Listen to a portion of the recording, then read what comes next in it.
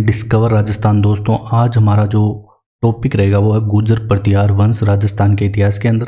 इसके अंदर से बहुत क्वेश्चन आ रहे हैं, बार बार आ रहे हैं, तो ये है तो छोटा सा टॉपिक, लेकिन क्वेश्चन पुटअप हो रहे हैं यहाँ से, तो ये करवाना ज़रूरी है। तो देखो, गुर्जर प्रतिहार वंश अपने स्टार्ट करते हैं। तो ये रीट EORO सभी एग्जाम के लिए इंपॉर्टेंट है आपका। तो देखो, सबसे पहले अपने को पता होना चाहिए कि प्रतिहार वंश का शक्तिशाली मतलब कब तक किस शासन में शक्तिशाली रहा, सदी मतलब शताब्दी पूछ ले तो वो 8वीं से 10वीं सदी के शताब्दी के बीच में ये इसकी शक्ति बहुत ऊपर तक थी और इसी का अधिकार था मंडोर, उज्जैन, आसपास के जो भी हैं। फिर बात करते हैं कि नैणसी जो है वो प्रतिहारों की 36 शाखाओं का वर्णन करते हैं। ये बात इतनी इम्पोर्टेंट नहीं है, लेकिन ये ध्यान रखना, गौरी शंकर हीराचंद ओझा है, ये प्रतिहारों को जाति न मानकर एक पद से संबंधित मानते हैं। जबकि जो चंदेल वंश के शिलालेख है वहाँ से गुर्जर प्रतिहार शब्द का उल्लेख करते हैं। मतलब कहीं तो प्रतिहार शब्द मिलता है, कहीं गुर्जर प्रतिहार मिलता है, तो इस बारे में ये बताया गया है। और शिलालेखों में नाग भट्ट प्रथम को राम का प्रतिहार लिखा है।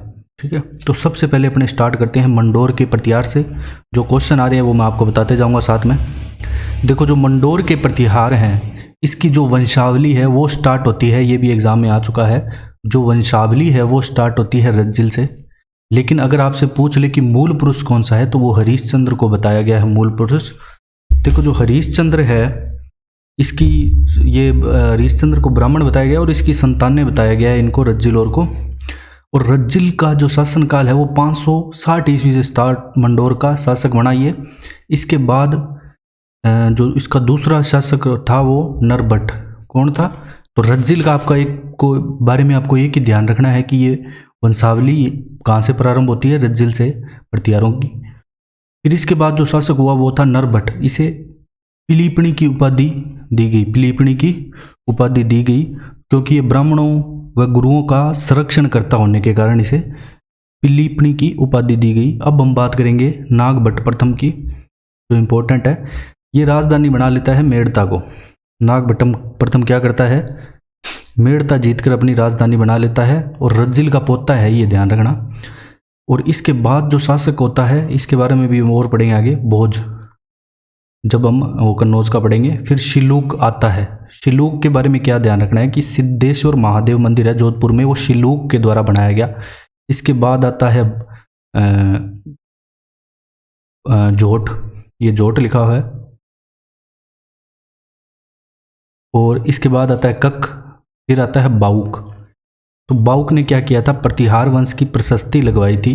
अब अपने को जो मोस्ट इंपॉर्टेंट ये याद रखना है, ये एग्जाम में पूछा जाता है, गठियाले के शिलालेख उत्कीर्ण करवाए किसने? कक्कुक के शासनकाल में हुए थे, कक्कुक के, ध्यान रखना, मोस्ट इंपॉर्टेंट है। मंडोर पर चौहानों का प्रभुत्व होना लेख मिलता है, किससे मिलता है? ये मिलता है सहजपाल चौहान के लेख से मिलता है। और 1395 तक मंडोर के प्रतिहारों का शासन कायम रहा था। ठीक है, ये बात आपको पता होनी चाहिए कि 1395 तक रहा था कायम, मतलब वैसे कम होता गया धीरे धीरे 10वीं शताब्दी के बाद। अब हम पढ़ेंगे जालोर कन्नौज के प्रतिहार। देखो, प्रतिहारों का वास्तविक संस्थापक किसे कहते हैं, ये एग्जाम में आपसे पूछा जा सकता है। जो प्रतिहारों का वास्तविक संस्थापक है वो कहलाता है नागभट्ट प्रथम। बहुत ही प्रतापी शासक था ये नागभट्ट प्रथम। और इसका शासनकाल आता है 730 से 756 ईस्वी के बीच में, ये आपको याद रखना है नागभट्ट प्रथम का। देखो, राज्य नागभट्ट के प्रथम के समय के कि उत्तर में मारवाड़ से दक्षिण में बड़ौच की सीमा तक ये फैला हुआ था। और इसने क्या है कि बिलोचों और अरबों को परास्त किया। तो बिलोचों और अरबों को किसने परास्त किया? नागभट्ट प्रथम ने। नारायण की उपाधि किसे ने धारण की थी? इसने की थी, ये ग्वालियर प्रशस्ति से पता चलता है। और मल्लेच्छों के दमन के कारण इसने ये उपाधि धारण की थी। तो ये बात भी अपने को ध्यान रखनी है नागभट्ट प्रथम के बारे में। इसके बाद जो शासक आता है वो है ककुस्थ। मंडोर में विजय स्तंभ व विष्णु मंदिर का निर्माण कराया। देखो, विजय स्तंभ बहुत जगह है राजस्थान में। देखो, जो मंडोर वाला विजय स्तंभ है ये ककुस्थ द्वारा बनाया गया था। लेकिन इसके अलावा अगर आपसे पूछ ले कि जो राजस्थान का प्रथम विजय स्तंभ वो भरतपुर में है, जो कि समुद्रगुप्त ने बनवाया था। लेकिन और जो चित्तौड़गढ़ वाला विजय स्तंभ है वो महाराणा कुंभा ने बनवाया था, वो आपके एग्जाम में आता है। लेकिन ये प्रतिहार वाला मैं आपको अलग से बता रहा हूँ। फिर है वत्सराज। जो वत्सराज है इसका शासनकाल रहता है 783 से 95 ईस्वी तक। अब ये क्या है कि गौड़ व बंगाल के शासकों को परास्त किया था इसने, और इसके समय ना दो थे इसके दरबारी, क्या नाम था, उद्योतन सूरी और जिनसेन, जिसने रचना की थी कुवल्यमाला और हरिवंश पुराण की। ये एग्जाम में आ चुका है। कुवल्यमाला और हरिवंश पुराण की रचना किसके समय हुई? प्रतिहार शासक वत्सराज के समय हुई थी। और हरिवंश पुराण का कौन है रचयिता? जिनसेन है, ध्यान रखना। जो वत्सराज का उत्तराधिकारी था वो था नागभट्ट द्वितीय। कौन था? नागभट्ट द्वितीय। और इसने उपाधि धारण की थी वत्सराज ने रणहस्तिनी और जयवराय की। ये बात आपको याद रखनी है। शैव धर्म को ये मानता था। और ओसियां जोधपुर में इसने महावीर स्वामी का मंदिर का भी यहाँ पे ये निर्माण करवाता है वत्सराज। अब आते हैं नागभट्ट द्वितीय। इसकी जो दोनों उपाधियाँ एग्जाम में पूछी जाती है कि परम भट्टारक और महाराजाधिराज की उपाधि किसने धारण की? नागभट्ट द्वितीय ने धारण की। चक्रा युद्ध को हराकर ये कन्नौज पर अधिकार करते हैं, राजधानी बनाते हैं कन्नौज को, और इन्हें कर्ण की उपाधि भी धारण की थी।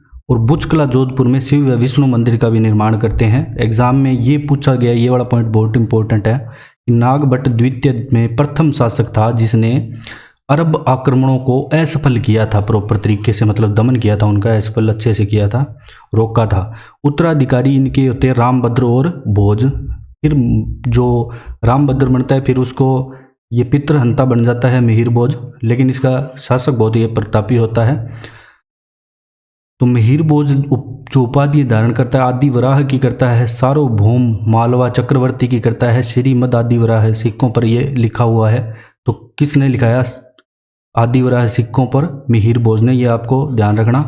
फिर प्रभास की उपाधि भी ये धारण करता है। प्रतिहारों का पितृहंता इसे कहते हैं। द्रुम सिक्कों का प्रचलन इसके समय हुआ था। कौन से सिक्कों का? द्रुम सिक्कों का। ये इंपॉर्टेंट बात है, द्रुम सिक्कों का प्रचलन मिहिर भोज के समय। प्रतिहार वंश का अगर आपसे स्वर्ण काल पूछ लेना तो यही है मिहिर भोज का। अगर आपसे पूछ ले कि अरबों का शत्रु इसे किसने कहा? ये कहा सुलेमान ने। सुलेमान की एक किताब है उल सिंध वल हिंद, इसमें ये इसको मिहिर भोज को बताता है अरबों का शत्रु। विष्णु के वराह अवतार के सिक्के भी इसने चलाए। संपूर्ण पृथ्वी को जीतने वाला इसको कहा गया है। तो संपूर्ण पृथ्वी को जीतने वाला किसे कहा गया है? मिहिर भोज को। इसके बाद जो इतने महेंद्रपाल आता है। महेंद्रपाल होता है मिहिर भोज और इसकी ये माता है। महेंद्रपाल की माता कौन है? चंद्रभट्टारिका, इसका पुत्र। इसने भी उपाधियां धारण की, महाराजाधिराज, परम भट्टारक, रघुकुल चूड़ामणि। ये वाली उपाधि ध्यान रखना, रघुकुल चूड़ामणि, महेंद्रा युद्ध, निर्भय नरेश और महिषपाल, ये उपाधियां इसने धारण की। इसके समय जो दरबारी था वो राजशेखर था जिसने कर्पूर मंजरी लिखी। मोस्ट इंपॉर्टेंट है। तो कर्पूर मंजरी किसके द्वारा लिखी गई? यहाँ पे राजशेखर के द्वारा कर्पूर मंजरी लिखी गई। इसके बाद शासक आते हैं भोज द्वितीय। फिर क्या कि वीक होता जाता है ये वंश।